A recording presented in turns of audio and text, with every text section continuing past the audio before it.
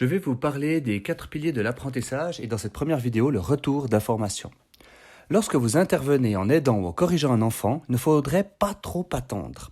Plus le feedback est immédiat, plus il est efficace. Très important également, le non-jugement. Le feedback ne devrait pas contenir de formules comme « c'est pas bien » ou par exemple des soupirs qu'il faut comprendre à l'enfant que vous trouvez qu'il aurait quand même pu faire juste maintenant. La recherche montre même que le jugement positif ne rend pas service à l'enfant. Lui dire « c'est bien, bravo, je te félicite » va déplacer sa motivation. Au lieu de travailler pour le plaisir d'augmenter ses compétences, il va gentiment travailler pour obtenir une récompense, la gratification ou le compliment d'un adulte. Voici une idée qui ressemble, mais qui a l'avantage de ne pas déplacer cette motivation, cette curiosité naturelle et ce plaisir d'apprendre, le partage d'émotions positives.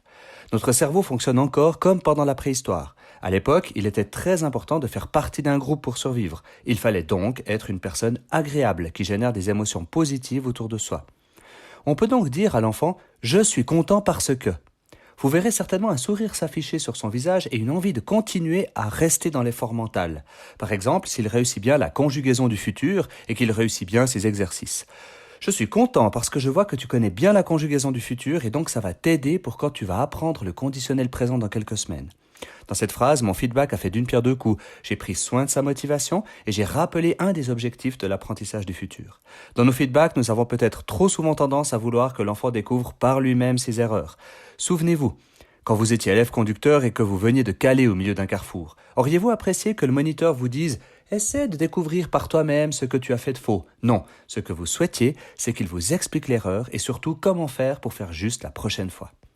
N'hésitez pas à montrer l'erreur sans gravité, tout en expliquant comment l'enfant peut faire juste tout seul plus tard. Une vidéo sur le feedback efficace sera mise en ligne plus tard avec des exemples pour vous aider. Les enfants peuvent recevoir des exercices avec les corrigés. C'est une technique très efficace car justement, le feedback, est-ce que c'est juste, est-ce que c'est faux, est immédiat. Une condition importante pour que ça marche est que l'enseignant et les parents ne soient pas contrôlants, c'est-à-dire qu'il y ait des conséquences négatives si l'enfant ne fait pas son travail correctement. Si c'est le cas, il va préférer copier les réponses pour éviter d'être grondé.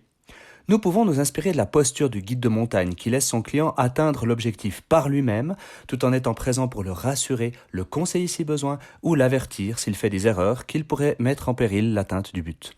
L'enfant doit aussi savoir qu'il peut immédiatement vous poser des questions s'il ne comprend pas pourquoi c'est cette réponse-là dans le corrigé et il doit être sûr que vous lui répondrez avec douceur et bienveillance.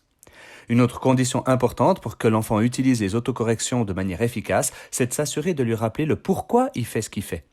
Ici, Josiane, tu t'entraînes à faire de la multiplication en colonnes et ainsi, tu sauras bien calculer dans la vie et l'année prochaine, quand tu ajouteras les nombres à virgule, ce sera plus facile si tu le maîtrises aujourd'hui. Une petite idée pour améliorer vos retours d'information. Et si vous n'utilisiez plus le symbole de la croix rouge pour indiquer que c'est faux, mais n'utilisez que le symbole vu pour dire que c'est juste. Et si l'enfant n'a pas répondu correctement à une question, on ne met pas encore de vu et on peut dire que ce n'est pas encore juste. Finalement, on le faisait naturellement quand nos enfants apprenaient à marcher. Est-ce qu'on leur disait que c'était faux de tordre trop le pied ou de ne pas se tenir assez droit? Non.